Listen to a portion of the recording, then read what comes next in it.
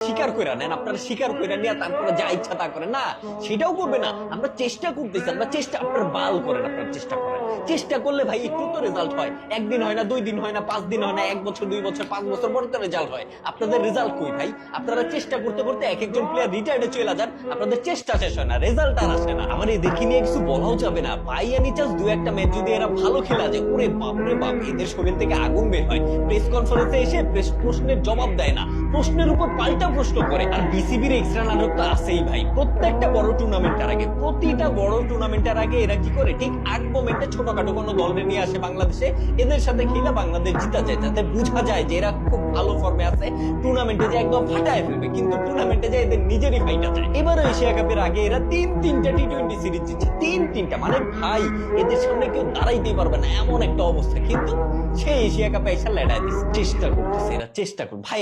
আমরা তো চেষ্টা চাই না রে ভাই।